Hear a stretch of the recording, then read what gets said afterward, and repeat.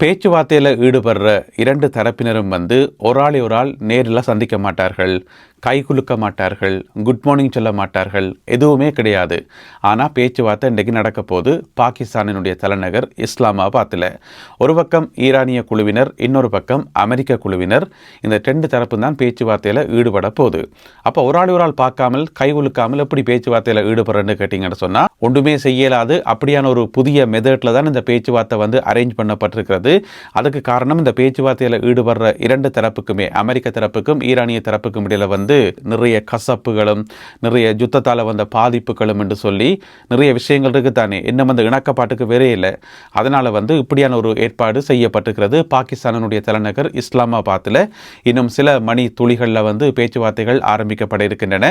ஒரு அறையில் ஈரானிய குழுவினர் இருப்பார்கள், இன்னும் ஒரு அறையில் அமெரிக்க குழுவினர் இருப்பார்கள். நடுவில் மீடியேட்டர்ஸ், நடுவர்களாக செயல்படுகின்ற பாகிஸ்தான் குழுவினர் நடுவில் இருப்பார்கள். பிறகு இவர்கள் சொல்றதை கேட்டு போய் அங்கே சொல்றது, பிறகு அவர்கள் சொல்றதை கேட்டு இங்கே சொல்றது, இப்படி மாறி மாறி ரெண்டு தரப்புக்குமான அந்த தகவல்கள் பரிமாறப்படும். ஒருவேளை முதல் ஒரு மணித்தியாலம் 2 மணித்தியாலம் இந்த மாதிரி மாறி மாறி பரிமாறி ரெண்டு தரப்புக்கும் இடையில ஒரு விதமான இணக்கம் ஒரு நல்ல அண்டர்ஸ்டாண்டிங் வந்துட்டு சொன்னால் சில வேளை சந்திச்சு கை குலுக்கிறதுக்கான வாய்ப்புகளும் இருக்கு. எனவே இந்த ஒரு வரலாற்று முக்கியத்துவம் வாய்ந்த இன்றைய அந்த பேச்சுவார்த்தையில் ஈரானிய குழு சார்பாக கலந்து கொள்றார்கள் யாருன்னு பார்த்தீங்கன்னு சொன்னால், இப்போ நீங்கள் படத்தில் பார்க்குற ஈரானினுடைய வெளிவிவகார அமைச்சர் அப்பாஸ் அராக்ஷி, மற்றது ஈரானினுடைய பாராளுமன்ற சபாநாயகர் முகமது பாகர் கலிபஃப், இந்த ரெண்டு பேரும் தான் ஈரான் சார்பாக கலந்து கொள்கின்றார்கள். அதே நேரம் அமெரிக்க தரப்பில் பார்த்தீங்கன்னு சொன்னால் அமெரிக்காவினுடைய துணை ஜனாதிபதி ஜேடி வான்ஸ் கலந்து கொள்கின்றார். டொனால்ட் ட்ரம்ப் அவர்களுடைய சிறப்பு தூதுவர் விட்கோஃப் அவர்கள் கலந்து கொள்கின்றார். அதே போல ஜரட் குஷ்னர் என்று சொல்லி டொனால்ட் ட்ரம்ப் அவர்களுடைய மருமகன், இந்த 3 பேருமே கலந்து கொள்கின்றார்கள். பாகிஸ்தான் சார்பாக பாகிஸ்தானினுடைய பிரதமர் கலந்து கொள்கின்றார் மற்றும் ஏனைய அதிகாரிகள் கலந்து கொள்கின்றார்கள். இந்த ஒரு முறையில் தான் இந்த பேச்சுவார்த்தை நடக்க போகுது. இதை சொல்றது ஆங்கிலத்தில் ஷட்டில் டிப்ளோமசி என்று சொல்லி, தமிழில் எப்படி சொல்றேன்னு தெரியல. இதுக்கிடையில் இந்த ரெண்டு தரப்புக்கும் இடையிலான பரஸ்பர புரிந்துணர்வு, பரஸ்பர நம்பிக்கை எல்லாமே ஜீரோவாக இருக்குன்னு சொல்லி சொல்லப்படுது. ஜீரோவில் இருந்தால் ஆரம்பிக்க போயினோம். ரெண்டு தரப்புக்குமே ஒரு ஆள் நம்பிக்கை இல்லை. ஈரான் என்ன சொல்லும், இந்த மாதிரி தான் ஏற்கனவே பேச்சுவார்த்தையை கூப்பிட்டு நீங்கள் நாங்கள் கலைச்ச நாங்கள் 2 தரம் பேச்சுவார்த்தை நடத்தினீங்கள், பேச்சுவார்த்தை நடத்தி கொண்டிருக்கும் போதே முதுகுல குத்தினீங்கள் என்று சொல்லி ஈரான் சொல்லும். அதே போல அமெரிக்காவும் தன்னுடைய பக்க விளக்கத்தை சொல்வார்கள். எனவே ரெண்டு தரப்புக்குமே ஒரு ஆள் நம்பிக்கை இல்லை. அது மட்டும் இல்லாமல் செவ்வாய்க்கிழமை இரவு இந்த பேச்சுவார்த்தை, இந்த சமாதானம் அறிவிக்கப்பட்ட பிறகு டொனால்ட் ட்ரம்ப் அவர்கள் எதிர்பார்த்தது உடனடியாக அடுத்த நாள் புதன்கிழமை விடிய ஹோமூஸ் நீரிணை திறக்கப்படும் என்று சொல்லி. ஆனால் அவர் எதிர்பார்த்தது போல அது திறக்கப்படையில. அங்கால லெபனானில் யுத்தம் நடந்து இருக்குது. எனவே ஈரான் திரும்ப திரும்ப கேட்டுக்கொண்டு வருது அந்த லெபனான் யுத்தம் நிறுத்தப்படணும் என்று சொல்லி. ஆனால் அதற்கான வாய்ப்புகள் கண்ணு கட்டின தூரம் வரைக்குமே இல்லை. அதே நேரம் ஈரான் தரப்பில் இன்னும் ஒரு கோரிக்கை முன்வைக்கப்பட்டது. அமெரிக்காவால் முடக்கப்பட்ட சொத்துக்கள் பணம் எல்லாம் விடுவிக்கப்படணும் என்று சொல்லி. அதற்கான எந்த பதிலும் வழங்கப்பட்ட மாதிரி தெரியல. அதே நேரம் டொனால்ட் ட்ரம்ப் பார்த்தீங்கன்னு சொன்னால் அடுத்தடுத்து 3 எச்சரிக்கைகள், நேற்று வெள்ளிக்கிழமை மாறி மாறி 3 எச்சரிக்கைகள் ஈரானுக்கு எதிராக விட்டிருந்தார். ஈரான்கிட்ட ஒன்றுமே இல்லை, ஈரான்கிட்ட கலைக்கிறதுக்கு எந்த விதமான பாயிண்ட்ஸுமே இல்லை, அவர்கள் இன்றைக்கு ஈரான் என்ற ஒரு நாடு இருக்கிறதே இப்போ பேச்சுவார்த்தை நடத்த மட்டும்தான், பேச்சுவார்த்தைக்காகத்தான் அதை நாங்கள் விட்டு வச்சிருக்கிறோம் என்ற மாதிரி ஒரு கருத்தொன்றை சொல்லி வச்சுக்கார். எனவே ரெண்டு தரப்புமே ஒரு கடுமையான முரண்பாட்டோடு தான் பேச்சுவார்த்தை மேசைக்கு வருகின்றார்கள். உண்மையில இந்த பேச்சுவார்த்தையில் ஒரே ஒரு ஆறுதலான விஷயம், ஒரே ஒரு பாசிட்டிவான விஷயம் என்னென்னு சொன்னால், இதில் அமெரிக்காவினுடைய துணை ஜனாதிபதி ஜேடி வான்ஸ் அவர்கள் கலந்து கொள்வது. ஏன்னு சொன்னால் ஜேடி வான்ஸ் தான் வரணும், அவர் தான் கலந்து கொள்ளணும் என்று சொல்லி முதல்ல ஈரானும் விரும்பினது, அதே வேளையில் பாகிஸ்தானும் அதை விரும்பினது. ஏன்னு சொன்னால் ஜேடி வான்ஸ் டொனால்ட் ட்ரம்பிலிருந்து வித்தியாசமானவர். என்னதான் துணை ஜனாதிபதியாக இருந்தாலும் நாங்கள் கவனித்து பார்த்தோம்னு சொன்னால் இந்த யுத்தம் நடைபெற்ற காலத்தில் இந்த 1 மாதத்துக்கு மேலான காலப்பகுதியில் ஜேடி வான்ஸ் ஒதுங்கித்தான் இருந்தவர். அவர் இதில் கதைக்கவே இல்லை, ஒரு கருத்து சொல்லவும் இல்லை. அடிப்படையில் அவருக்கு விருப்பம் இல்லை. அமெரிக்கா தேவையில்லாமல் ஈரானோட யுத்தத்துக்கு போகிறது ஜேடி வான்ஸுக்கு விருப்பம் இல்லை என்று சொல்லப்படுது. அதை சில பல சந்தர்ப்பங்களில் அவர் தன்னுடைய நண்பர்களுடன் மறைமுகமாக வெளிப்படுத்தினார் என்று சொல்லியும் சில பத்திரிகைகளில் ஊகங்கள் வெளியிடப்பட்டிருந்தன. வெளிப்படையாக சொல்ல முடியாது, எப்படியும் துணை ஜனாதிபதியாக இருந்தாலும் சொல்ல முடியாது. அது மட்டும் இல்லாமல் அடுத்த ஜனாதிபதி தேர்தலில் அவர் போட்டி போடுறதுக்கான வாய்ப்புகள் இருக்குது. அடுத்த ஜனாதிபதியாக வரணும் என்ற ஒரு எண்ணம் அவருக்கு இருக்குன்னு சொல்லப்படுது. எனவே இந்த மாதிரியான யுத்தங்களை வந்து தேவையில்லாமல் ஈடுபட்டு ஆரம்பத்திலேயே ஒரு எதிர்ப்பை சம்பாதிக்கிறதுக்கு அவர் கடைசி வரைக்கும் விரும்ப மாட்டார். எனவே ஜேடி வான்ஸ் இதில் வந்து கலந்து கொள்வது வந்து ஒரு நல்ல சைனாக பார்க்கப்படுது, ஒரு நல்ல முன்னேற்றமாக பார்க்கப்படுது. எனவே பொறுத்திருந்து பார்ப்போம் என்னதான் நடக்க போது, இந்த பேச்சுவார்த்தைகள் எல்லாம் எதை நோக்கி போப்பதுன்னு சொல்லி. என்னண்டா பேச்சுவார்த்தை வந்து சமாதானம் பாரது அமெரிக்காவுக்கும் ஈரானுக்கும் முக்கியமோ இல்லையோ, இந்த உலகத்துக்கே முக்கியமானது தானே. என்ன நடந்தாலும், எவ்வளவு சர்வதேச நெருக்கடிகள் வந்தாலும் இலங்கைக்கான எரிபொருள் வழங்கலில் எந்த விதமான தங்கு தடையும் இருக்காது. நாங்கள் தாராளமாக எரிபொருளை வழங்கிக் கொண்டே இருப்போம் என்று சொல்லி இலங்கைக்கான சீன தூதுவர் வந்து சொல்லியிருக்கிறார். இது நல்லா இருக்கே என்று கேட்டிங்கன்னு சொன்னால் நல்லா தான் இருக்குது. சீனா அப்படியான ஒரு வாக்குறுதியை இலங்கைக்கு வழங்கி இருக்கிறது.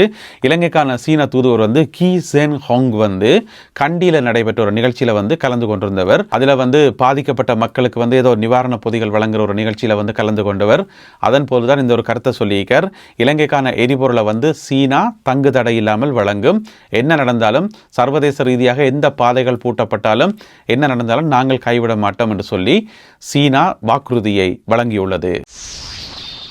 முன்னாள் ஜனாதிபதி மஹிந்த ராஜபக்ஷ தன்னுடைய சொத்து விவரங்களை லஞ்ச ஊழல் ஆணைக்குழுவுக்கு தெரியப்படுத்தி இருக்கின்றார். நேற்று வெள்ளிக்கிழமை அவர் தன்னுடைய சொத்து விவரங்கள் அடங்கிய சத்திய கடுதாசி என்று சொல்லுவோம் தானே, அந்த சத்திய கடுதாசி அஃபிடவிட் என்று சொல்லுவோம், அதை வந்து கொடுத்திருக்கிறார் லஞ்ச ஊழல் ஆணைக்குழுவுக்கு. வந்து என்னென்னு சொன்னால், ஏற்கனவே லஞ்ச ஊழல் ஆணைக்குழு வந்து 15 நாட்கள் டைம் கொடுத்திருந்தது. 15 நாளுக்கு இடையில் வந்து எவ்வளோ சொத்துக்கள் வச்சுக்கிறீங்க, எங்கெங்கே வச்சுக்கிறீங்க, நேரடியான சொத்துக்கள், மறைமுகமான சொத்துக்கள் எல்லாத்தையும் லிஸ்ட் பண்ணி கொண்டு வந்து தாங்க சொல்லி அப்ப நேற்று கொண்டு போயிட்டு மஹிந்த ராஜபக்ஷ கொடுத்திருக்கிறார். எனவே அவருடைய அந்த சொத்து பட்டியலில் வந்து என்னென்ன சொத்துக்கள் எல்லாம் குறிப்பிடப்பட்டிருக்கின்றன, எங்கெல்லாம் சொத்துக்கள் வச்சுக்கார், உகண்டால எல்லாம் சொத்துக்கள் வச்சுக்காராம் என்று சொல்லி கதைகள் எல்லாம் அடிபட்டது தானே. எனவே என்னென்னத்தெல்லாம் அதில் குறிப்பிட்டுக்காரோ தெரியல. இனி போத்தான் அதுகள் தெரிய வரும். சின்ன பிள்ளைகள் பயன்படுத்துகிற விளையாட்டு பொருட்கள் இருக்குத்தானே, பொம்மைகள், கார்கள், இந்த மாதிரியான விளையாட்டு பொருட்கள், இதெல்லாமே வந்து இனி போலீசாரினால் தீவிர சோதனைகளுக்கு உட்படுத்தப்படும் என்று சொல்லி அறிவிக்கப்பட்டிருக்கிறது. இதென்ன புது சோதனையாக கிடக்குது? சின்ன பிள்ளைகளோட விளையாட்டு பொருட்களை வந்து எதுக்கு செக் பண்ணணும், அதில் அப்படி என்ன இருக்குன்னு சொல்லி கேட்டீங்கன்னு சொன்னால், இந்த போதைப்பொருள் கடத்தல் கும்பல்கள் இருக்குத்தானே, போதைப்பொருள் மாஃபியாக்கள் இப்போ புதிதாக ஒரு டெக்னிக் கொண்ட கையாளினமாம். என்ன டெக்னிக் என்று சொன்னால், போதைப் பொருட்களை வந்து ஒரு இடத்துல இருந்து இன்னொரு இடத்துக்கு கடத்தி கொண்டு போகிறது இப்போ அவைக்கு வந்து பிட்டிய பாடா கிடக்கு. ஏன்னு சொன்னால், போலீஸ் வந்து எல்லா இடம் வலை வீசி தேடி கொண்டிருக்குது. நிறைய பேர் வந்து கைது செய்யப்படினோம். அதனால் உட்கார்ந்திருந்து யோசிச்சு புதுசாக ஒன்றை கண்டுபிடிச்சிருக்கணும். சின்ன பிள்ளைன்ற விளையாட்டு பொம்மைகள் இருக்குத்தானே, டெடிபிஎஸ், இந்த மாதிரி பொம்மைகள், கார்கள், இந்த விளையாட்டு பொருட்களுக்குள்ள நடுவில் வச்சு விட்டா போதைப் பொருளை அதை யாரும் பெருசாக கவனிக்க மாட்டினோம். இப்போ போலீஸ் ரோட்டில் மறித்து செக் பண்ணினாலும், இப்போ ஒரு அம்மா அப்பா ஒரு கைக்குழந்தை, அந்த கைக்குழந்தை கையில் ஒரு குட்டி பொம்மை என்று சொன்னால், அந்த அம்மா அப்பாவை தான் செக் பண்ணினோம், ஐடியெல்லாம் வாங்கி செக் பண்ணினோம். குழந்தை பிள்ளையை செக் பண்ணினோமா, குழந்தை பிள்ளை அந்த கையில் இருக்கிற பொம்மையை பறித்து செக் பண்ணினோம், கடைசி வரைக்கும் இல்லையேன. எனவே வந்து அந்த ஆபத்து இல்லாத பொருட்கள் பட்டியல தான் அது இருக்குது. ஆபத்தான பொருட்கள் இல்லை தானே பொம்மைகள் வந்து. எனவே அதை பயன்படுத்தி அதுக்குள்ள போதைப் பொருளை வச்சு இப்போ கடத்தினமாம். அப்போ இது எப்படி தெரிய வந்து சொன்னால், இலங்கை போலீஸாருக்கு கிட்டல வந்து அம்பாறை மாவட்ட குற்றத்தடுப்பு பிரிவினர் ஒரு ஆளை வந்து கைது செய்தது.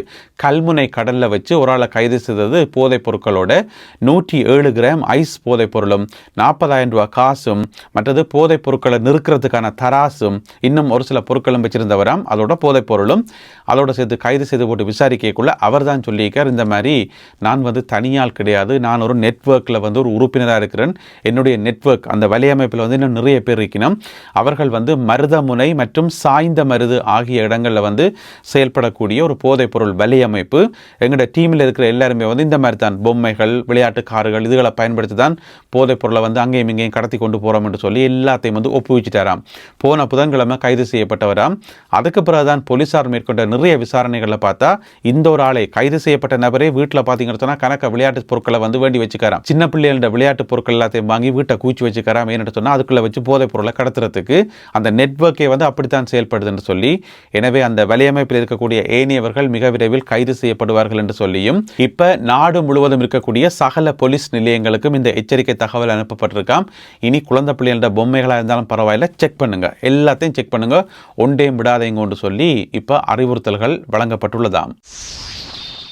எரிசக்தி அமைச்சர் குமார ஜெயக்கொடி அவர்களுக்கு எதிராக கொண்டுவரப்பட்ட நம்பிக்கையில்லா பிரேரணை நேற்று பாராளுமன்றத்தில் தோற்கடிக்கப்பட்டது. நீங்கள் கேள்விப்பட்டிருப்பீங்கள். இது சம்பந்தமாக பிரதமர் ஹரணி அமரசூரிய அவர்கள் ஒரு முக்கியமான வாக்குறுதி ஒன்றை வழங்கியிருக்கின்றார். என்னென்னு சொன்னால், அந்த தரமற்ற நிலக்கரி இறக்குமதி செய்த ஒரு பிரச்சனை ஒன்று போய்கொண்டு தானே, அது சம்பந்தமாக விசாரித்து அறிக்கைகளை சமர்ப்பிக்கிறதுக்கு ஒரு குழு ஒன்று அமைக்கப்பட்டிருக்கிறது. எனவே அந்த குழு என்ன விதமான பரிந்துரைகளை வழங்குதோ, இவரில் பிள்ளை அவரில் பிள்ளை என்று சொல்லி அதை சொல்லிவினேன் தானே, அதனுடைய அடிப்படையில் பாரபட்சம் இல்லாமல் நாங்கள் நடவடிக்கை எடுப்போம் என்று சொல்லி பிரதமர் ஹரணி அமரசூரிய அவர்கள் வாக்குறுதி வழங்கியிருக்கின்றார். எனவே இந்த நிலக்கரி பிரச்சனை ஒரு பக்கத்தால் ஒரு பிரச்சனையாக போய் கொண்டிருக்குது. நேற்று கூட எதிர்க்கட்சிகள் தங்களுடைய கடுமையான எதிர்ப்புகளை வெளியிட்டிருந்தார்கள். எனவே அது சம்பந்தப்பட்ட விசாரணைகள் தற்பொழுது இடம்பெற்று வருவதாக பிரதமர் ஹரணி அமரசூரிய அவர்கள் குறிப்பிட்டுள்ளார். நல்லது அன்பான உறவுகளை, இத்துடன் இன்றைய செய்திகளும் தகவல்களும் நிறைவு பெறுகின்றன. இந்த காணொலியில் பகிர்ந்து கொள்ளப்பட்ட இந்த செய்திகள் தொடர்பான உங்களுடைய கருத்துக்களை மறக்காமல் கீழே எழுதுங்கள். மீண்டும் சந்திப்போம். நன்றி, வணக்கம்.